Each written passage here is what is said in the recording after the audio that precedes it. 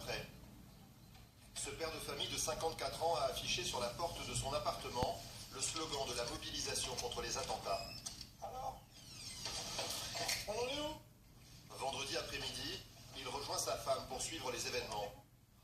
Viens, viens.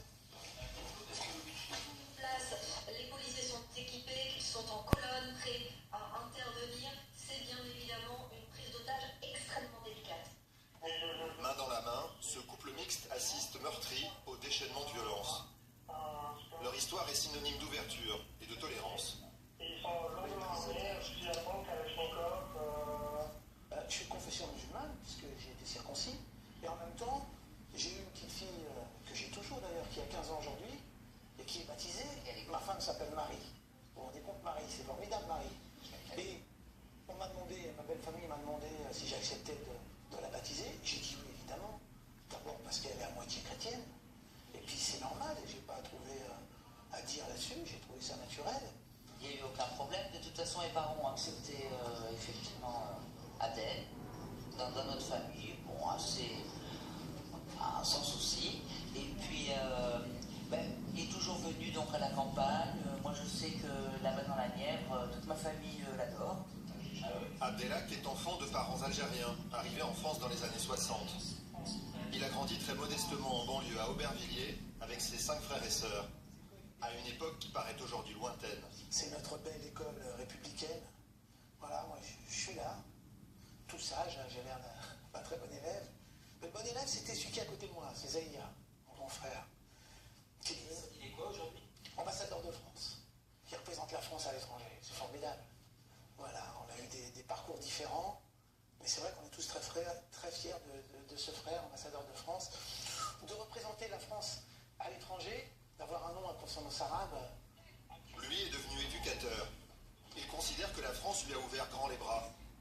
Sans chercher aucune excuse aux terroristes, il se demande si les jeunes générations ont grandi dans les mêmes conditions. Certains se sentent blessés, pas acceptés peut-être. Voilà, il est temps que peut-être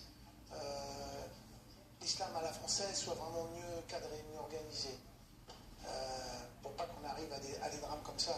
La réalité c'est ça. Donc maintenant, plus jamais ça. On est condamnés à vivre tous ensemble. J'ai entendu parler d'unité nationale, c'est le mot qui est très fort. C'est l'unité nationale. Dans le respect. Mais avec la base des principes de laïcité et de la République française. Depuis les attentats, quand il sort dans la rue, cet homme qui milite contre le racisme depuis 35 ans a l'impression que les regards commencent à changer. Personnage à forcené qui pourrait connaître les frères Kouachi. Un truc comme ça, ils mettent par terre des années de militantisme, de travail finalement. Et ils donnent une très mauvaise image de l'islam. Et là, avec des choses comme ça, et ben voilà, pour certains, effectivement, je vais être regardé comme, comme un possible terroriste, vous imaginez. En cette journée terrible de vendredi, il part rencontrer ses copains d'enfance à Aubervilliers, en Seine-Saint-Denis. Quelle ambiance va-t-il y découvrir?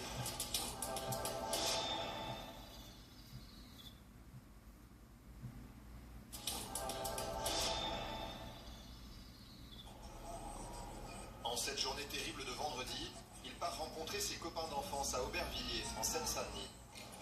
Quelle ambiance va-t-il y découvrir? À l'approche de ce premier bistrot, l'atmosphère est à l'apaisement. Sur ce qui s'est passé. Je leur ai dit ça, c'est pas des musulmans qu'on fait ça. Chez nous, on dit avec un dîner, quoi, ça veut dire quoi? Je parle pas l'arabe, explique-moi ce que ça veut dire. Ça veut dire que t'as ta religion, j'ai ma religion, on reste tranquille, on travaille ensemble. Voilà. C'est notre religion, les boulot. On se respecte. On se respecte. Voilà, c'est ça. Autant que français, on se respecte. Je suis d'accord, cousin. L'ambiance n'est pas tout à fait la même dans ce bar, fréquenté par ses vieux copains. Ça va?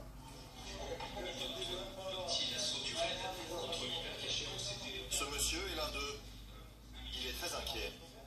On va travailler des gens, il va commencer à faire arriver le racisme, ça va arriver pas mal de choses. Là, peut-être qu'on va réfléchir autrement à la place de l'islam en France, peut-être. Moi, je veux bien. Moi, je me dis ça. Bah, moi aussi. C'est important. Moi aussi, c'est toi, fais-moi. Parce que tu vois, on fait partie de la génération intégrée et qui respecte tout le monde. Exactement. Le problème qui se passe.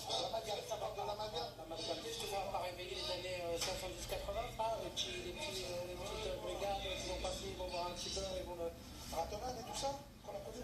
Ça va, vous avez la réunion du gouvernement qui est parti de tout ça. C'est à nous de dénoncer ce qui s'est passé aussi. C'est à nous de dire c'est pas ça. C'est à nous de le dire. Alors, Certains craignent la montée du racisme, d'autres, peut-être parce qu'ils n'arrivent pas à admettre les faits, croient à une manipulation.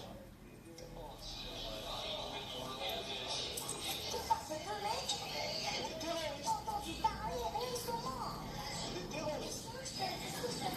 On ne raconte pas. Ils ont grandi là, ils sont machinés là, et là, ils sont partis là-bas, ils sont revenus, ils sont allés là-bas.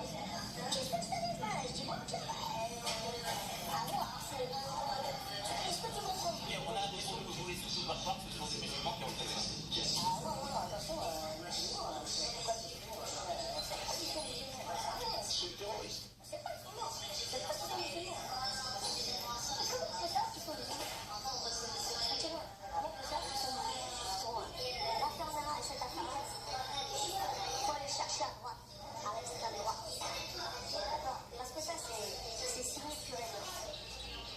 Une théorie sans aucun fondement. Le lendemain matin, Abdelak retrouve un autre copain de jeunesse à Aubervilliers. C'était en 83. Quand je passe là, à chaque fois, je pense à l'Isda. C'est fou, hein? Ah oui, aussi. Engagé, Abdelmalik Jarmoun a créé un petit parti, le Parti de la banlieue, qui veut lutter entre autres contre la discrimination. Mais il a fait. Mais il n'est pas optimiste à la suite des attentats. Non, je suis d'accord.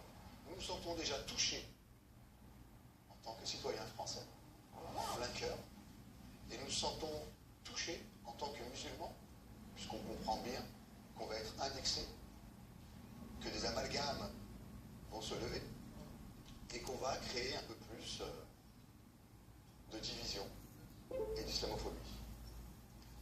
Nous sommes la victime collatérale de cet événement-là. Et bien tous mes voeux. En ce moment, toutes les discussions tournent autour de cette actualité, comme avec ce responsable d'un centre municipal pour la jeunesse. Aussi. Alors, j'ai eu juste une peur hier, c'est que les jeunes ne voient pas les terroristes qui ont été abattus comme des héros. Un peu. Je me suis dit, des générations futures, j'espère qu'ils ne vont pas les voir comme des martyrs, des héros, etc. Toute cette nouvelle génération de jeunes.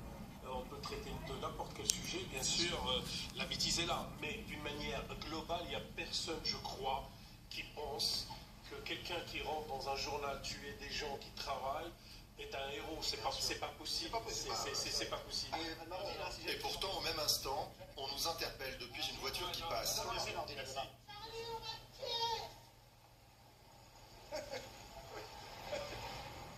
T'as vu, Jean-Paul? C'était de la provoque. C'est de la provoque. Ouais, c'est les médias, c'est les caméras. Qu'est-ce que tu veux? C'est les médias. Il n'aurait pas vu la caméra, il l'aurait pas dit. Ah non, c'est C'est évident. provoque. C'est évident, c'est évident. Ils ne veulent voir dans ces paroles choquantes que des provocations gratuites. Dans cette ambiance délétère, certains ont choisi la carte de la dérision.